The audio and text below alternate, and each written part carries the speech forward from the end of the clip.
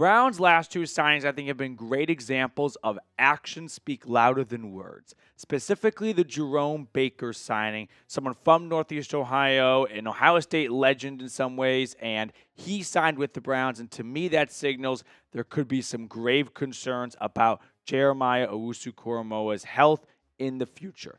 But some background on Baker, and then we'll talk more about JOK. Former Ohio State Buckeye, like I mentioned, third-round pick by the Dolphins. With Miami, he started 82 games. He was more or less an everyday starter for them the last two seasons there, and first couple of years in and out of the starting lineup. Now, he went over to the Seahawks to start 2024 and then was traded to the Tennessee Titans, but only played 10 games in all of 2024. He's going to bring some, I guess, with JOK injured, some much-needed speed at the linebacker spot. Devin Bush is an incredible athlete. Jordan Hicks is not the fastest cat in the world, but when you add Baker, you add some speed, and if JOK is going to miss some time, you are going to want some of that speed at the linebacker position. So that's some background on Baker as a player. But let's talk about what this means for the Browns and specifically for JOK in 2025, we'll say. He suffered that neck injury trying to tackle Derrick Henry midway through the 2024 season. At the Combine, Andrew Berry said, quote, he's slowly making progress. Man, late February, and a player is slowly making progress for an injury that happened in October. That is not encouraging. That is not encouraging, and Andrew Berry learned his lesson last year when being a little bit too optimistic about some players' recoveries and rehabs.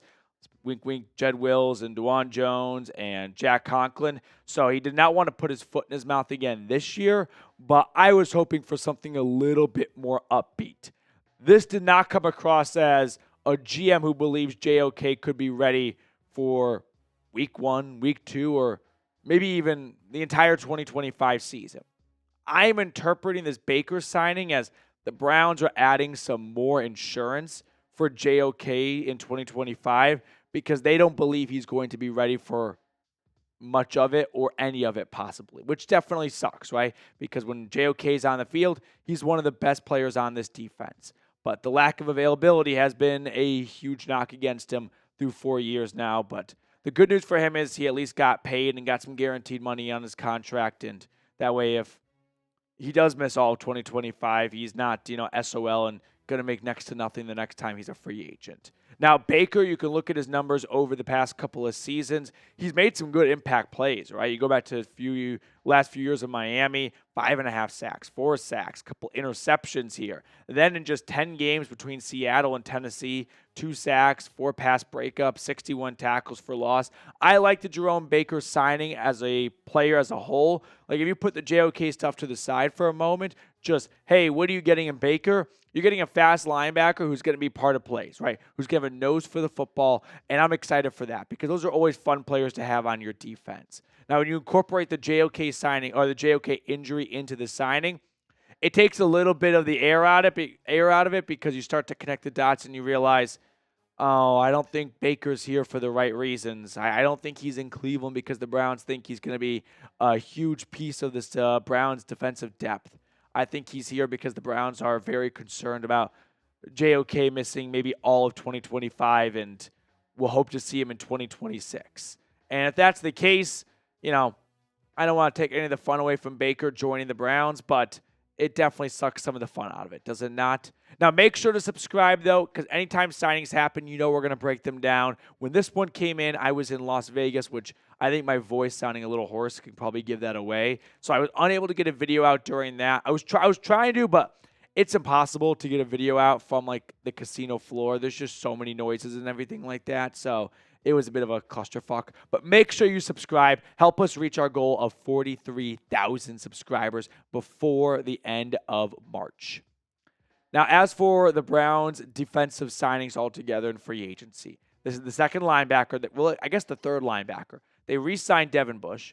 They added a former first-round draft pick in Joe Tryon-Shoyinka. They replaced Dalvin Tomlinson with a slightly cheaper version in Maliek Collins, but a better pass rusher. And then they bring back Jerome Baker.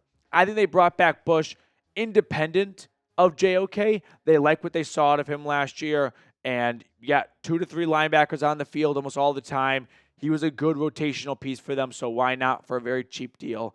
I think they want to experiment with Tryon-Shoyinka and see if they can get some of that first-round talent out of him.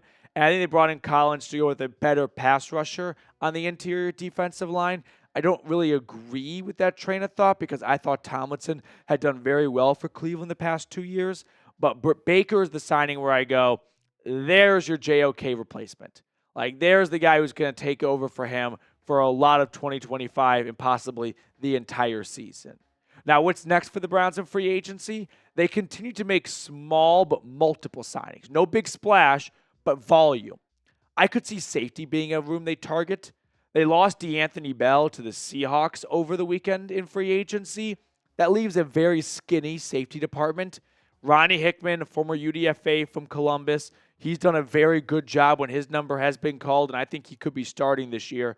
Delpit's coming off a bit of a down season, and after that, you just don't have a ton of depth in your safety room. So one name that just came to mind, no connection or anything, Von Bell, played for the Bengals for a while. You often see teams bring divisional foes in because they've got, a good beat on them as a player. They've seen him a handful of times. So a longtime starter for the Saints, the Bengals, the Panthers. He's got some experience. He's under 30. I mean, I'm not advertising him as a great DB at this stage of his career, but we know that Jim Schwartz likes to get 3 safeties out there. The third safety is not going to be Edmonds. So I think there's going to be a safety signing coming in the near-ish future. Von Bell is just one name of a handful of players to watch for. There are a lot of notable veteran safeties still on the market. Now, talking about the defense as a whole. Elite, number 1 in the NFL in my eyes in 2023. Mid in 2024. Had some good moments. I won't say it was just downright dog water, but it was nowhere near what it was in 2023. And I'm sure there's lots of reasons for it, but at the end of the day, it was an average defense.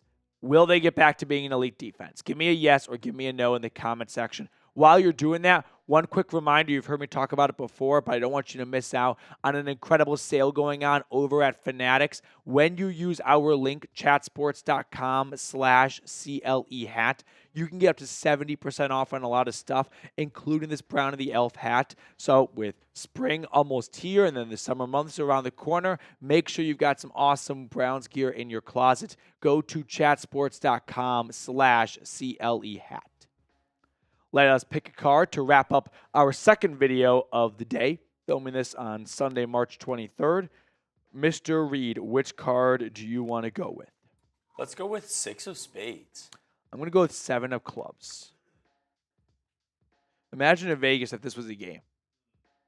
You just walk up, just a $1 minimum, and if you hit it, you get 52. Actually, it'll be 1 in 52, but I'd like a bigger payout. Maybe like $60? Yeah. I could see the casino, though, putting in some, instruction cards to make their odds better. Yeah. But instruction would be a big stab to the heart if they flipped over the instruction card. Not far off. 8 of clubs. 8 of clubs. All right. That's going to do it for us on today's episode. Thank you guys so much for tuning in. Now enjoy the rest of your Sunday night, and I'll see everyone back tomorrow.